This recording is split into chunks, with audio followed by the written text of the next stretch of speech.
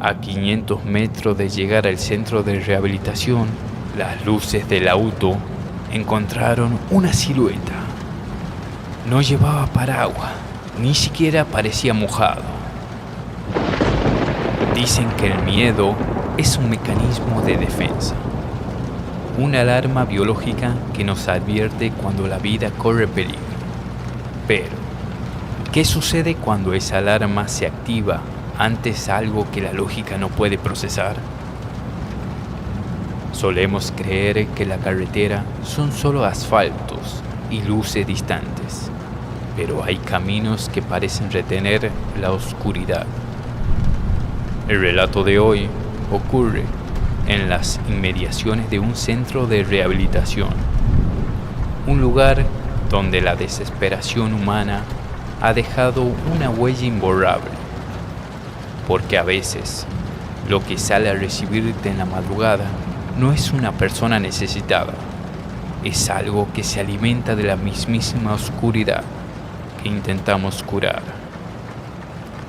Prepárate, porque después de esto no querrás volver a bajar la ventanilla en una ruta solitaria.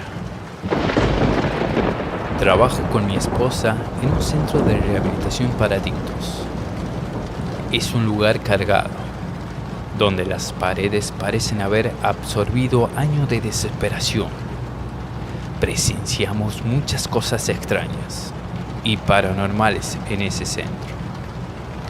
Y realmente creíamos estar curado de espanto hasta esa madrugada de invierno.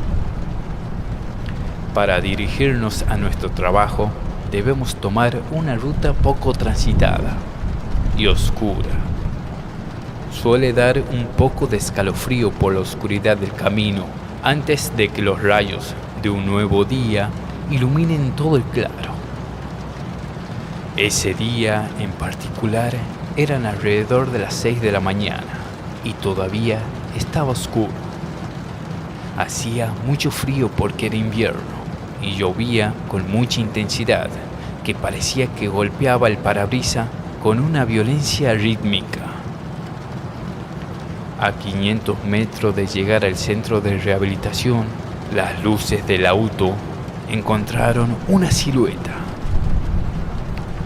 Caminaba por el arcén del frente de nosotros.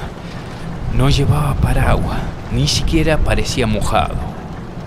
Bajé la velocidad a 40 km por hora para ofrecerle un asiento seco. Pero a medida que la luz lo devoraba, el aire dentro del coche se volvía más gélido. A unos 3 metros de nosotros, la figura se detuvo con un giro mecánico, rígido. Entonces nos miró. Mi esposa soltó un grito ensordecedor. Los focos del auto iluminaron su rostro, terrorífico, imposible de olvidar. Tenía la sonrisa más grande y deformada que la anatomía podía permitir. Dientes gigantescos, cuadrados y demasiado blancos, que se extendían de oreja a oreja.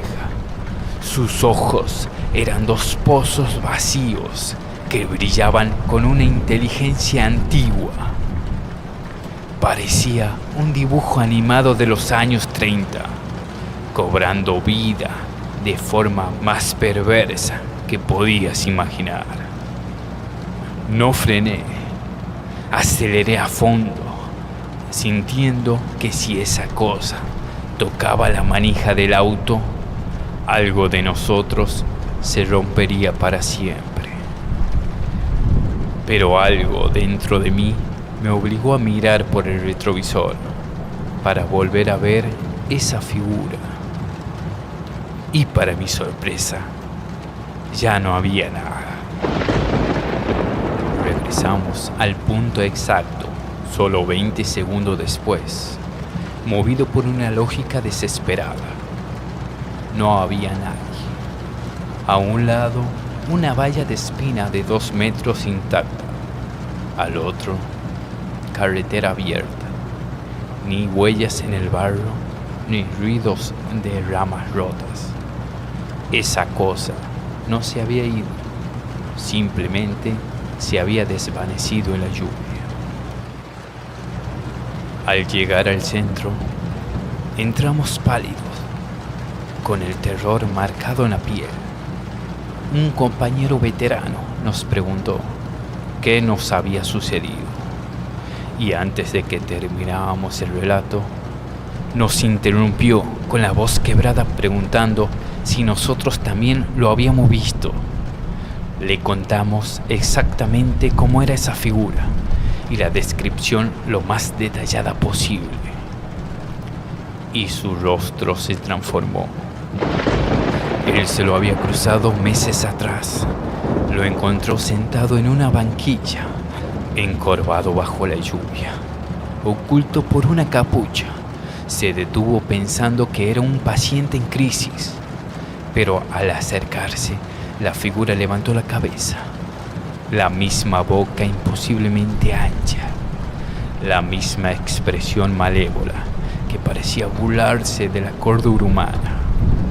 Dice que sintió lo mismo que nosotros, pero que solo pudo pensar que esa cosa no pertenecía a este mundo.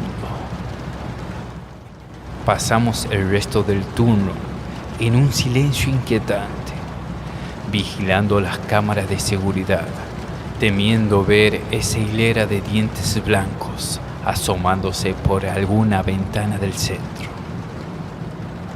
Muchos dicen que lo que vimos esa madrugada es lo que llaman un demonio de la adicción, una manifestación del hambre voraz que consume a los pacientes.